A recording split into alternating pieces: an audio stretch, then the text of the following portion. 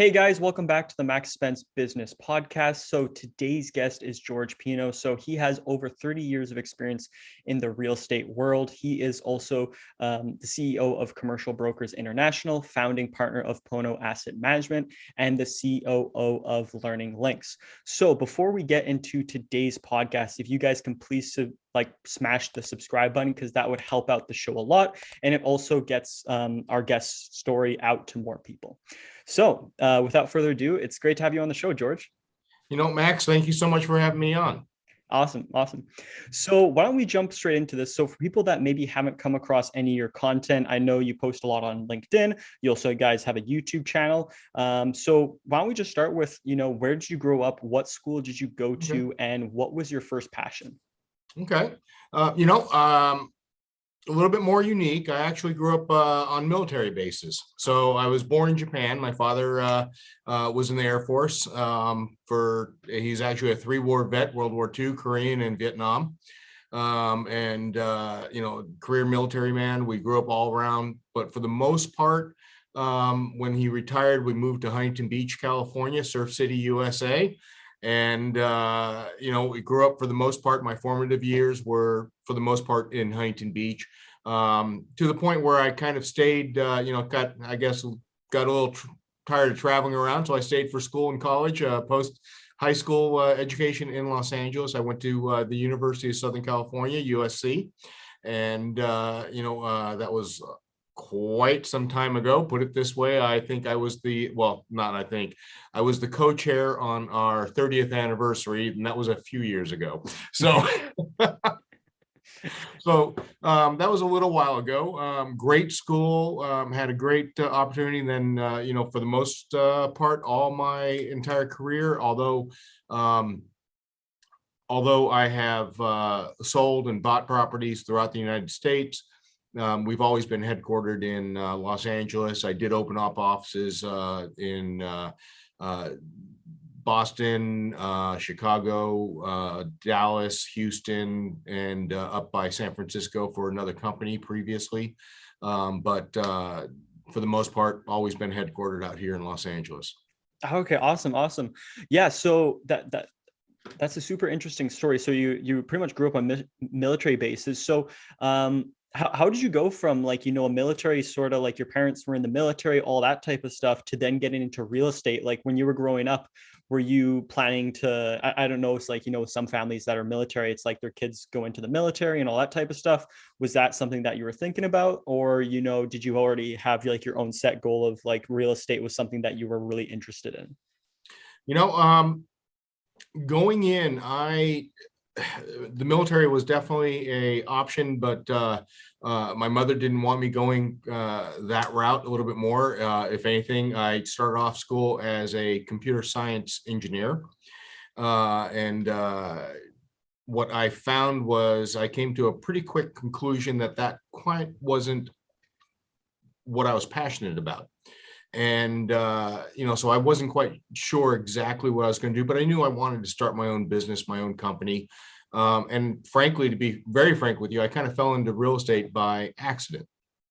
And, from there, I had a friend of mine who was just starting at a company that was about to explode and grow.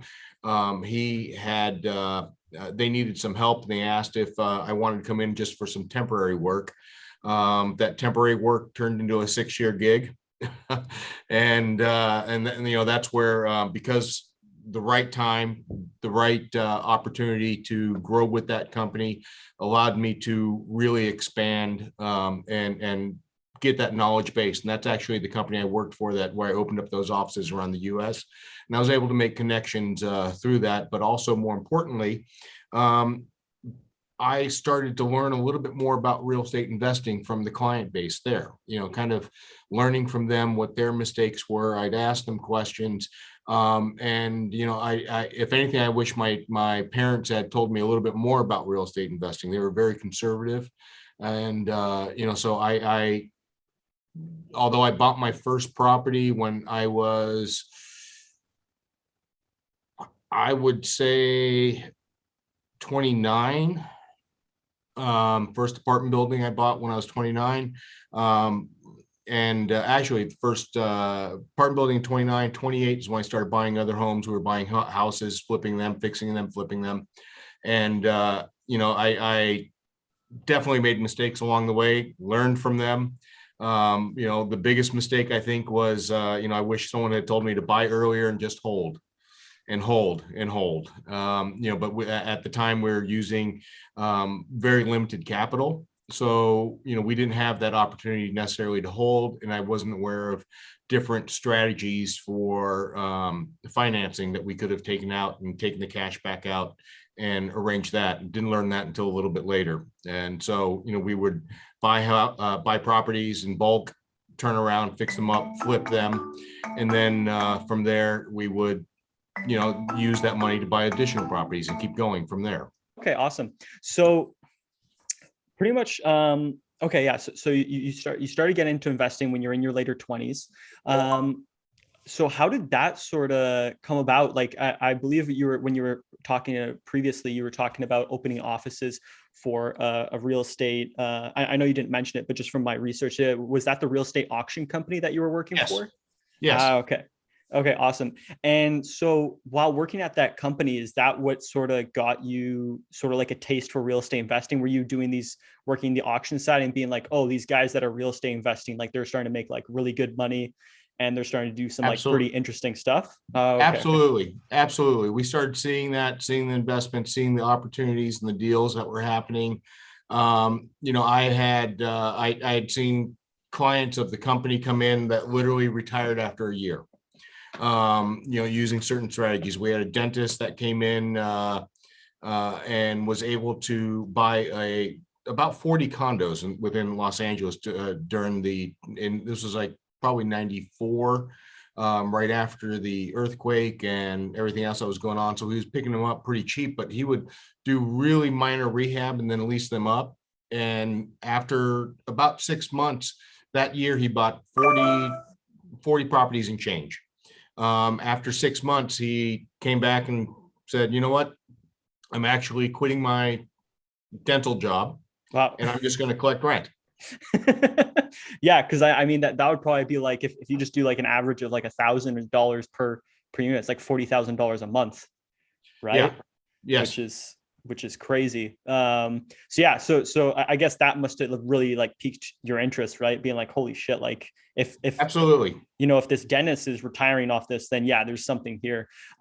So I know that you mentioned you first started off with, flipping homes, and then you started to get into commercial. So what was that journey like? Why did you, because I mean, like commercials are really, really interesting asset class because very few people actually get into it. The majority of people that get into real estate, they might buy, a couple of condos, or they might buy a few single family homes, but very few people, or they might buy a duplex or a triplex or something, or a fourplex, but very few people cross that sort of threshold of going 5+ multifamily units or buying like, let's say an office space or retail space. Right. So why did you decide to go down that route and get into that instead of like, let's say maybe buying a whole bunch of single family homes? Well, a couple reasons. Number one is, multifamily. When we started in multifamily, part of it was synergies of scale with the management, with the ability to collect the rent, but also it was a little bit more of a safety net, so to speak, meaning that, if a house goes vacant, you're not collecting any rent. But if you have a fourplex or a 10-unit building, if one of the unit goes vacant, you're only losing 10% of that rent on a 10-unit building. Rounding, of course. Yeah. So taking a look at that and then looking at what we were very careful about purchasing the right properties in the right neighborhoods. For me, it's always been about location. So we started buying properties. I mean, our first apartment building to be, was a smaller one. It was a 6-unit. Then we bought a 10-unit. Then we bought a 28-unit, 23-unit, 52 units, a 72-unit. I think our largest that we bought was a 292-unit property. We started looking at, well, what can we do? How can we manage this? What are the aspects within, but it was also shaping those communities and being involved in them, which has, been a key asset for our investment strategy. Has always been not just what can we get out of the community, but how can we improve the community? Because therefore it's a win-win for everybody. Yeah. And you have more chance to do that on a larger scale when you have larger apartment buildings than 1 or 2 or 5 homes. Yeah, 100%. And that actually sort of, I know you mentioned a little bit, improving the community, which I thought was really interesting. What you guys with like Learning Link centers, right? Mhm. And just to give like a brief overview, I think that's like you guys go into, let's say, like lower to moderate income neighborhoods and like large metropolitan areas, and then you guys do your thing, let's say rehabbing or whatever you guys do. But the really interesting aspect that I saw that I haven't seen anybody really that I've come across do this was, highlighting educational opportunities for the residents, which I thought was like, okay, that's something new. That's something I've never seen before. So could you actually talk about that, Sure. and why, like, how did that come about? Right. Yeah. Well, how it came about actually, it's my business partner, Joe Killinger, grew up in a small community.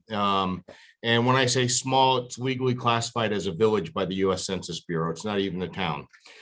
There's 281 people. They did have a stop sign though. So, and back when he was having problems in school, he would literally, if he after school, just walk over to the teacher's house, knock on the door, and ask for help. And he thought, what, if there was a way that we could potentially replicate that within our buildings, that, he'd love to do that. And we started running models on it. And originally, we realized that the buildings that we had were a little too small to do that to scale, because, what the concept is that we take a unit, take that completely off the market, convert it into what we call a resource center with mini library with books and games that the people that live in the building can check out, but also a computer with educational software and internet service and printers, things like that as well. And then we would also discount the rent of a couple other units. And in exchange for the discount in rent, we'd bring in accredited school teachers who would then mentor and tutor the kids 4 days a week, 2.5 hours a day. So, impossible to do on a 10-unit building and actually turn a profit. And, the whole idea is that we wanted to show that, this was one of the very first socially responsible real estate investment type companies that was geared directly to that. And what we tried to do is go into the community and really have that resource there. But the idea was, if we offer this without expectation, that we actually thought that we'd actually, we're making a little bit less money, but people out there or banks out there would be willing to invest in that. And frankly, we're a little wrong on that. But what Yeah. we're So also wrong. actually, Pardon? yes. So to jump into that, I'm actually interested because from my perspective, I think that's a really, like, I'm not a bank though, but from just looking from the outside in, I'm like, yo, like this is a really good like strategy. It seems like a great strategy, right? Because you're adding, like, because there's so many apartment buildings out there, and I mean, I don't know what it's like in LA if like everything's pretty much like there's not much vacancy or anything like that. Because I know right now in Ottawa where I'm living, vacancy is Mhm. like pretty much like I don't even know, like 2 or 1%, Yeah, right? It's so low. But when times change and it starts to get more competitive, like that's such a value add that puts you, pretty much outside of the competition, right? Because like if I was looking for a place to live and I had kids, I'd be like, okay, well, this one's way better, right? Because they tour the place and they're absolutely. like, my kids are going to get an education, it's going to help them grow and all that type of stuff. So, but yeah, to sort of talk about that. Absolutely.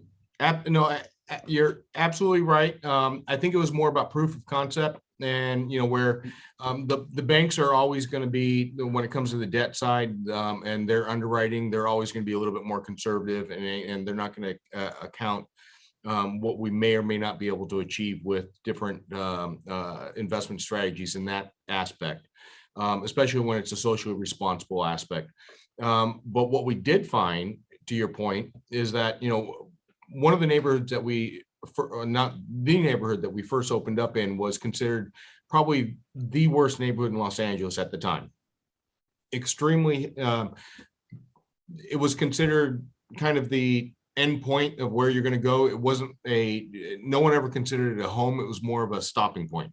So even though occupancies were relatively high, you still had a high turnover. And, so your vacancy rate at any given time, because, you had time where you had high make ready costs, turnovers, and bringing people in. So there's always a month off or so. So even though generally speaking, there's always somebody willing to come in and rent the place, there is always someone moving out. And, the elementary school, and we use the elementary schools as a measure because, high school, you have dropouts and whatnot, but the elementary school attrition rate was over 43%, which means that the kids that started the school at the beginning of the school year, 43% of them wouldn't finish the school year with that elementary school.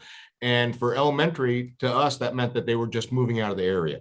They're not dropping out. They're not, when you're in fifth grade, you're not, dropping out and hanging out and smoking behind the garbage cans. So at least hopefully you're not. But what we found was that it actually stabilized the communities. So these were communities where people looked at, this is my last stop. It's a stop off until I get to someplace better. But now all of a sudden there's a reason to stay, reason to live. So our actual make ready costs that we had estimated and went into dropped dramatically. Our maintenance costs dropped dramatically because now, as the residents were looking at this as a community area that I want to live, they start taking care of the building better because now it's a home versus, it's transition. So it actually helped stabilize. And to this day, we stay in contact with some. And to this day, some of the older buildings, the buildings that we've sold, there's a lot of the tenants still live there because they built that community within themselves. So it's been a great to see that. And then from there, we started transitioning a little bit more into commercial with retail, commercial buying properties, single tenant net lease assets, things like that. Okay. And so that's really interesting. So let's dive into that. So commercial retail office, a lot of people, maybe when they look at, I know from my perspective, when I was first learning about real estate, I didn't really see multifamily as commercial, right? I saw it as like residential, right? But it's commercial classified, I think retail and office space is a really interesting one because not many people get into that. So why don't we jump into that? So why did you guys decide to get into commercial, office and retail? A simple answer. And one thing I learned on the brokerage side with clients in investing on the commercial brokerage side was that your investments are exactly that. They're investments. Don't fall in love with them. There's nobody, if you talk to anyone that invests in stocks, nobody is sitting there going, I still have the first stock I bought way back and reminiscing about it and that they, did this or whatever. Investments should always be evaluated on whether or not they're achieving the maximum return for you, because that's ultimately what you did was invest in the property. So as we started learning more about different marketplaces, different asset classes, we started seeing that there were more opportunities in different asset classes around the country and different asset classes around even within certain submarkets that were more appealing, that offered better returns or better opportunity. So with the Learning Link centers, we kept every single one of those buildings. The big mistake we made there, to be frank with you, is that we didn't realize how stabilized the community became because nobody moved out and we ran out of kids. So, I mean, literally, they all graduated, and we sent some off to college and things like that. But what ends up happening at that point is, when you have a really stabilized community, it's harder to create that value. Yeah. And since we lost the kids, we eventually, once the last child graduated high school and we didn't have any new kids, we still kept the resource room around and centers open on the last property for at least about 6-7 months. But when no new kids were moving in because no one was moving out, we had to start looking at other investments. And, it's like, well, we're going to take the resource center out, we're going to convert it back over, and then bring in and start looking at other investments. And then that's where we started looking at retail, mainly retail, not so much office. But part of it also was to get away from the management headaches.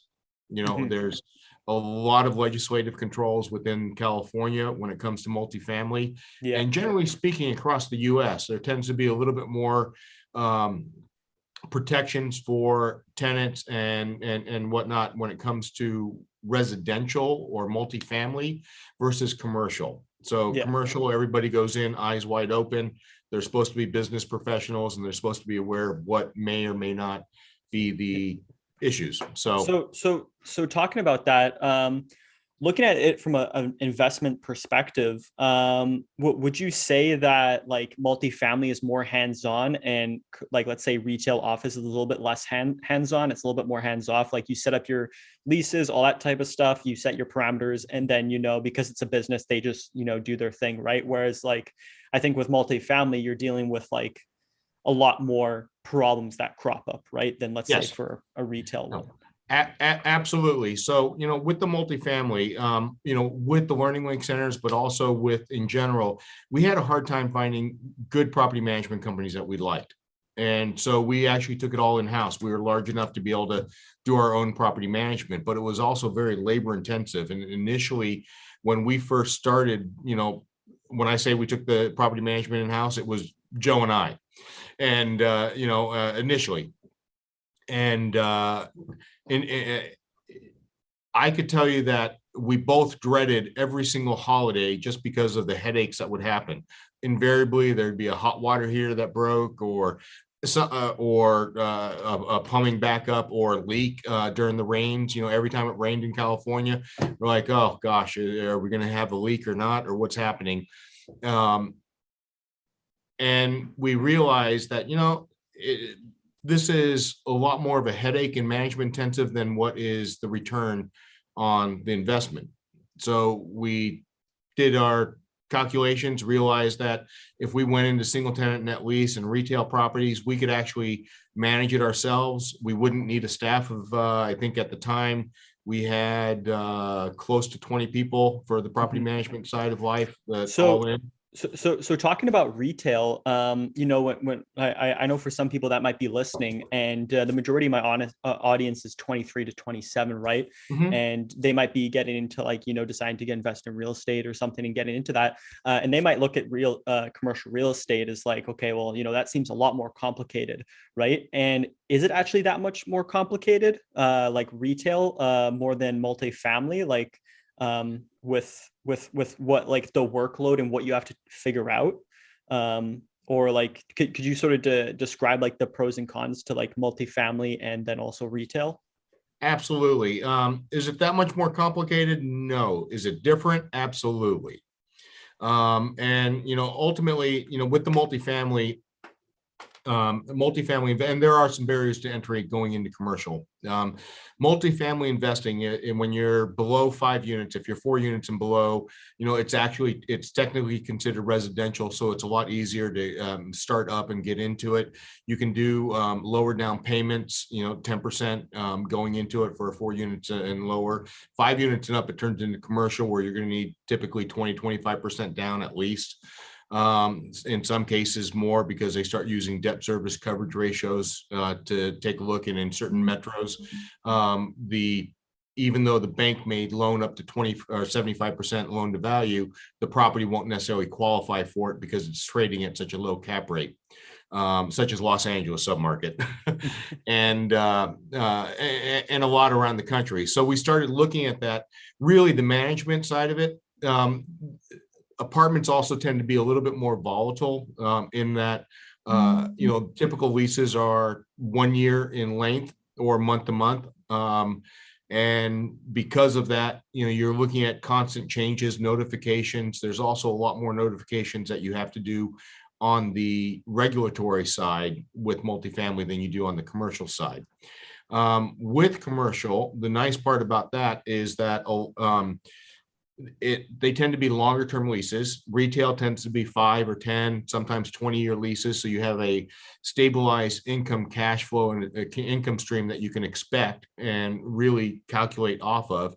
More importantly, you're looking at unexpected on retail, especially not so much on office, but on retail. Let's say there's an unexpected expense such as a roof replacement, which can be anywhere from $20,000 for a small property to $350,000, $400,000 for a larger property.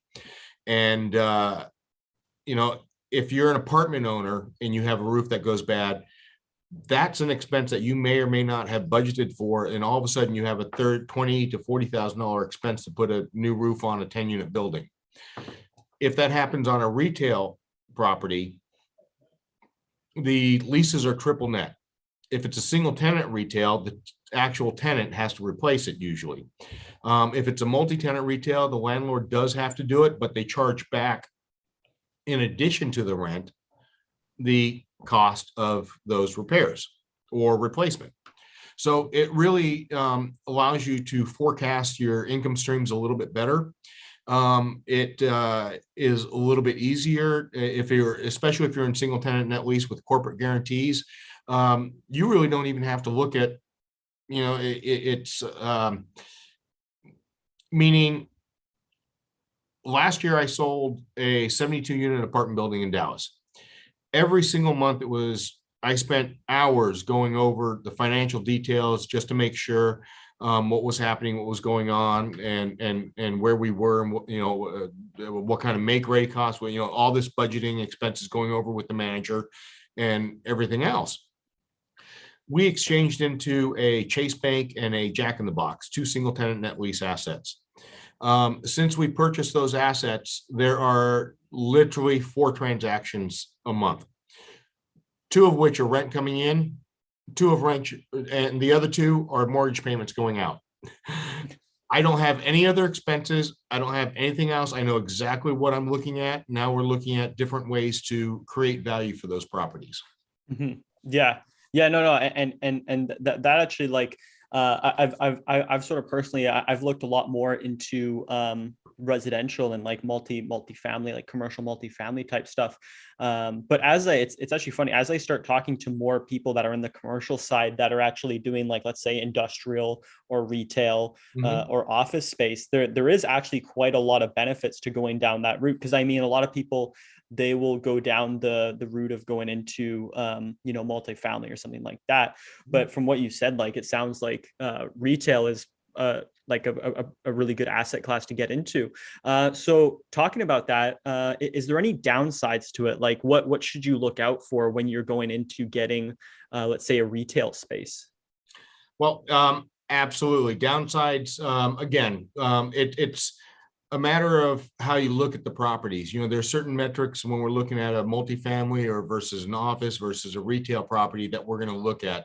On the multifamily side, we're probably more interested in the demographics within the immediate area, how many people are household renters, things like that.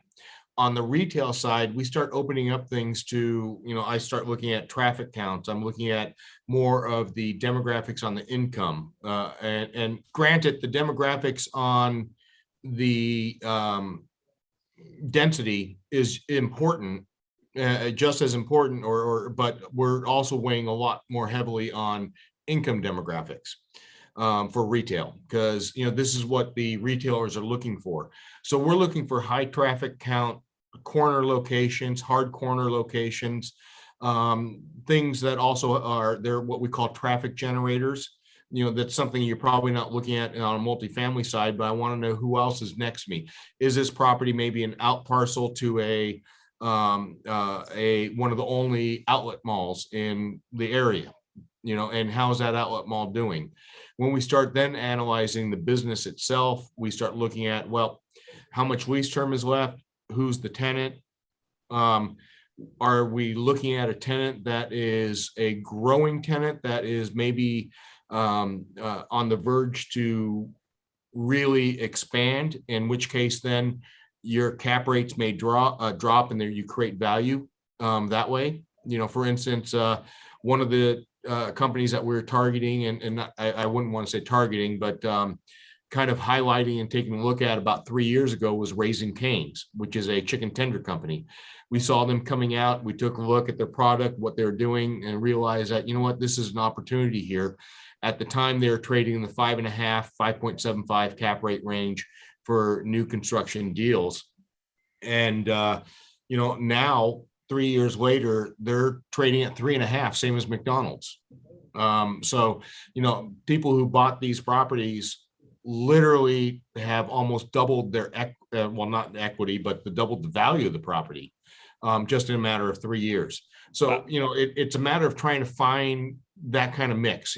Obviously not all of those are wins, but you kind of have to rely and take a look at, we're constantly looking at trade magazines that are not just real estate, but also, who our tenant base is. Mm-hmm. Yeah. For instance, I do a lot of, we look at a lot of single tenant net lease, which a lot of it is made up of QSRs or fast food restaurants.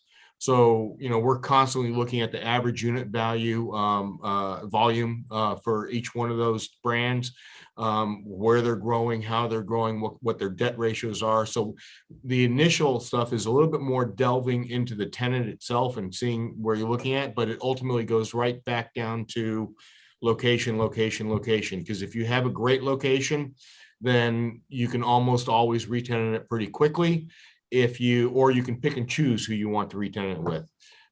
Meanwhile, if you go for a location that may not be as good, you could spend upwards of a year of vacancy trying to get it re-tenanted or more.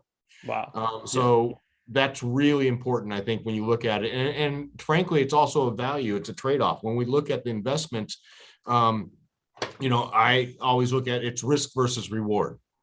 So the higher the risk, the better the reward, or the higher the reward. So if I'm going into a more of a tertiary market that may not be as strong, then I'm going to want to see a cap rate that is much higher, at least 100 basis points higher. So I'm getting money today, more money today than I would if I bought a safer investment, but realizing 15 years from now, I may go for a year or two without rent. Because I'm trying to re-tenant it. So it offsets that. And we do a full calculation on everything. Yeah. And one thing you mentioned that I thought was really interesting was like the fast food retail, right? Because some people might think of retail and they're thinking like, oh, let's say like a strip mall or something like that type stuff. But like you can actually own I think that was something that really that when I first learned about it, like maybe a year or two ago, was that like, oh, you can actually own the building of like a chain or something, right? Mm-hmm. And I was I thought originally that was, owned by the franchise or something like that. Right. And then I was like, oh, you could actually own the building, that you could rent to that, like the restaurant. Right. So I was like, okay, that's really interesting. So let's say somebody's listening to this and they're like, okay, you know what? Retail sounds super interesting. I want to get into that. I have like, let's say 2 or 3 rentals, and now I want to jump into the retail side. So what do you say to, because I know you're a commercial real estate agent or broker. How is that sort of conversation, and what sort of advice do you give to somebody when somebody comes up to you and asks you about, getting into retail?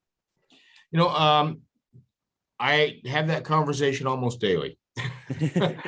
And, a lot of it is a matter of trying to match the right investment property with what their goals are. So it's really a matter of what they're trying to accomplish, because there are certain things that, there's all kinds of tax strategies to take into account. It depends on where they are in their life. If they're older, looking to retire, perhaps, they want to increase their basis on a property that they may have owned for quite a bit.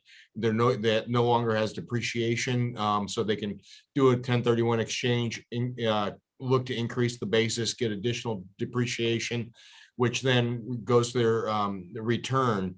I've seen some older investors that realize that they may not have commercial is depreciated over 39 years.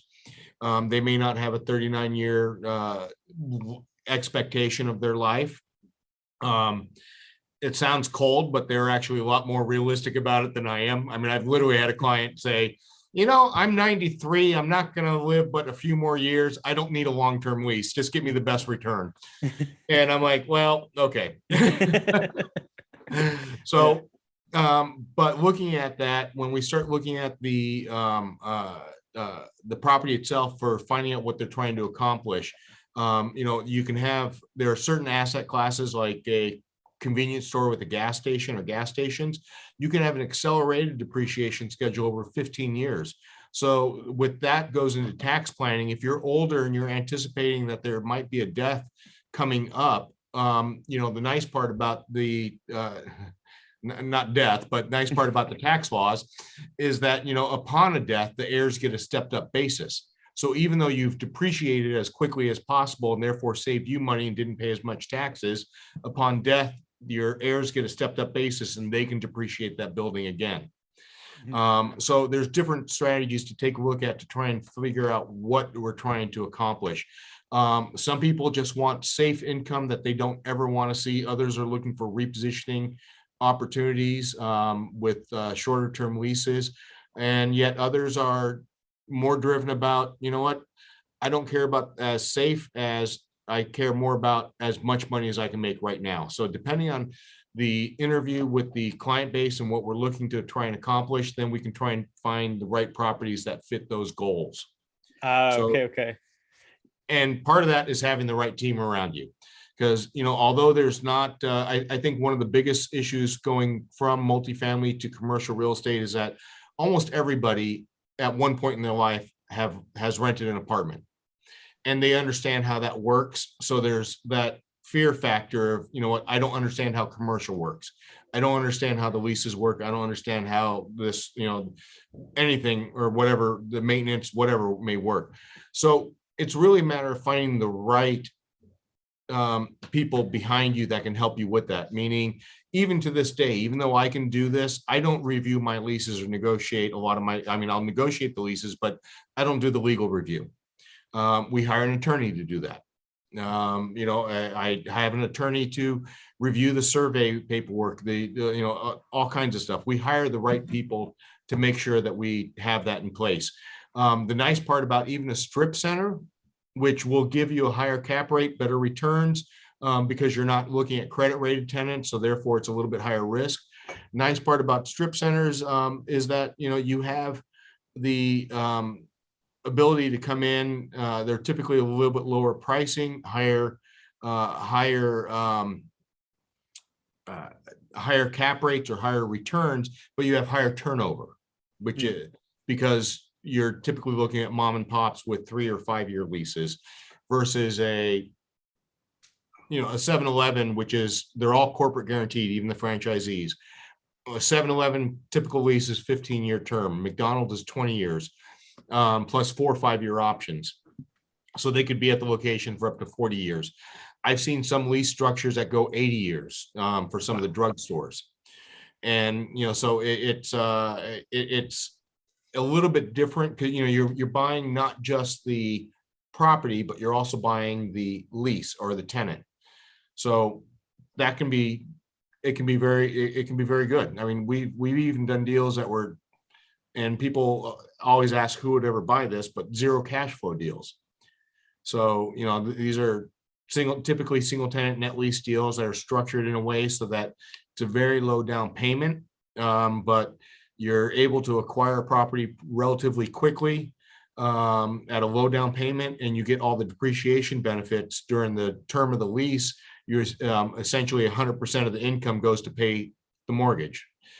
Only done on credit rated tenants. So meaning there's a couple banks that do this type of financing, and usually they have to be a credit rating, meaning S&P, typically triple B plus or triple B or better on the rating. So you see that happen a lot with Walgreens, CVS's, some banks, things like that. Okay. Yeah. And that's like that's a lot of really awesome information. I know we're coming to the end here. I've got a couple more questions for you. So one of the questions I have here, it's a little bit of like a quick rapid fire type little round. So what question do you wish people asked you more about commercial real estate investing? Ooh, that's a good one. Max, that's a great question. What I wish that they would actually ask a little bit more is, what are the alternatives? Okay. Open that conversation up, meaning don't necessarily consider just one asset class. Look to see what else. What are your other opportunities that might be out there? That are, do you see a better place for me to put money, put my investment dollars? And a good agent should be able to at least tell them what, yes or no, or for what your goals are. This is what we're looking at. That it's a conversation that a lot of times is not brought up, because I don't want to say they have the investor or the client has blinders, but they're very focused on just acquiring that type of asset when there may be something better or better suited to accomplish their goals. Yeah, 100%. And the last question I have here is, so do you have kids at all? Yes. All right. Awesome. So, yeah, so I was just wondering, so what is one life lesson that you're teaching your kids right now? Life lesson to teach the kids: follow your passion. I've told this to every single one of the kids: follow your passion, try and do your work in your passion, and you will never work a day in your life if that's the case. And whether that may be, and jumping back to, initially you had mentioned one of my passions, what were, I think my first passion was really cooking. I love cooking, but I didn't follow that, but I still do it to this day, every single day. My son is a pilot. He's wanted to be a pilot since he was 10 years old. He just started working at Republic Airlines. It was his goal to do that. My daughter, when she was in high school, she was one of those odd birds, so to speak, in that she literally was ordering college textbooks on forensic psychology, because that's what she wants to go into. And I literally, I'm like looking at my Amazon going, who in the heck ordered this textbook? And she's like, I did. I can't get them at school. I'm like, okay, great. That's her passion. That's what she's always wanted to do. I'm always, follow that. And, Awesome. that way you're going to be successful no matter what you do. Yeah. I absolutely love that. And I think that's a great place to end the podcast. So thank you very much, George, for coming on the show. Where can people find out more about you, your brand, and also, you guys have a YouTube channel as well. I'll tag that in the description below. But yeah, fantastic. Appreciate that. Easiest way, for a little bit about our company, cbicommercial.com. It's Charlie Bravo India. Okay, the military background comes out, and the word commercial.com. Awesome. I absolutely love that. Well, thank you guys for making it all the way to the end. I really appreciate that. If you guys, take a second, I highly recommend that you go check out their YouTube channel. They're doing some awesome stuff in the commercial space. And if you have another second, please, subscribe and like this podcast, because it helps out a ton. Thanks, guys.